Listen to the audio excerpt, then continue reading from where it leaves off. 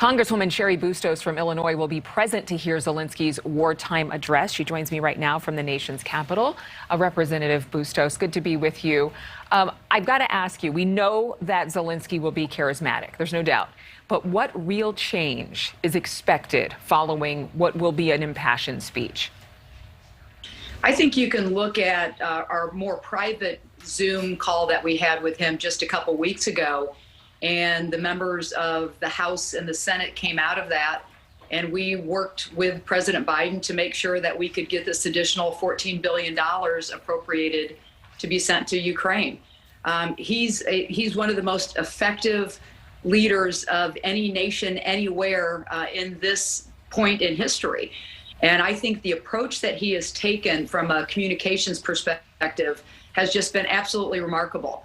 I'm texting with a group of my colleagues this morning, and people are saying, hey, do you need a ride over there? And I'm going to leave early. You know, people want to make sure that they are there front and center and they can see him and they can hear every word that comes out of his mouth.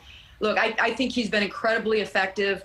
We appropriated the $14 billion for a reason. He is a freedom-loving leader. Ukraine is a freedom-loving country, as is the United States, and we want to make sure that we're there for him. More help is on its way. Well, Zelensky wants a no-fly zone over Ukraine. Obviously, the White House has been adamant that this is not going to happen. But are there any members of Congress that you're aware of who are in favor of putting this on the table? You know, a very small group have spoken out publicly and said that they're in favor of a no-fly zone. But they are very much in the minority. The vast majority of members of the House and the Senate have deep concern about the United States getting more deeply involved in this. We are helping them with their weapons, with their defense, with their humanitarian needs. We have to be ready as a nation. We now have close to 3 million Ukrainians who have had to flee their home country. We have to be ready as a nation also to take in refugees. I know that my office and I know other members of the House and the Senate are getting calls from churches and residents who want to be there to help and asking what can we do for the refugees who may be coming our way. So Secretary of State Blinken was saying that we need to be ready for the long haul on this. And the worst thing that could happen, the absolute worst thing that could happen is for Ukrainian to fall.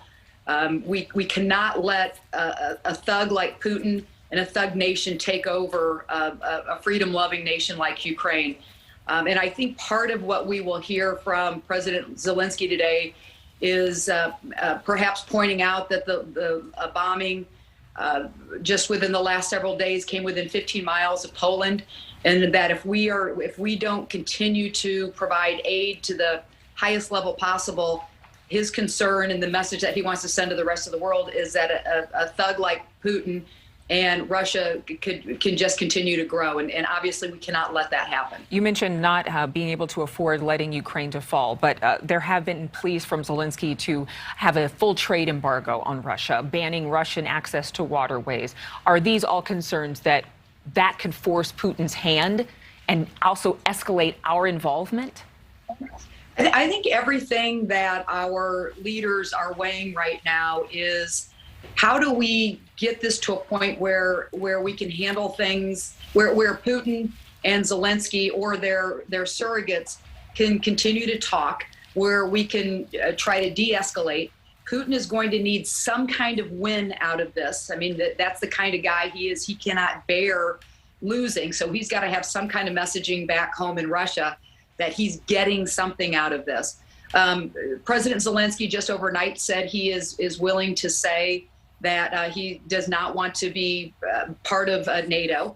And so that's a compromise on his part. He sounded somewhat encouraging overnight.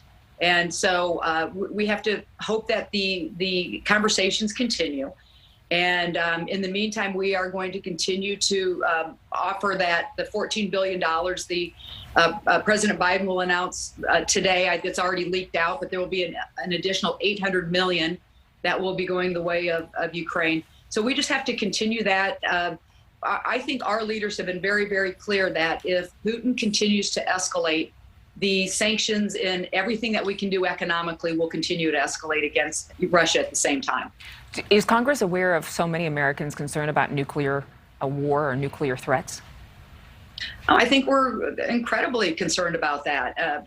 The fact that a leader of a nation like Russia is even throwing that out there, even with just the words, it's very frightening. The fact that they are taking over the nuclear power plants in Ukraine, a lot of concern even around that. There are these reports about the stability of Putin's mind. And so, yeah, there's grave concern about it. And that is why every single decision that our nation makes, and I do mean every single decision around this, has to weigh everyththing very, very carefully, because Russia is a nuclear state. Cheri Bustos, Democratic Congresswoman from Illinois, thank you for being with us. We know that you'll be there. Thank you so much for watching. Make sure to click on the red subscribe button below so you can get more of NewsNation's fact-driven, unbiased coverage.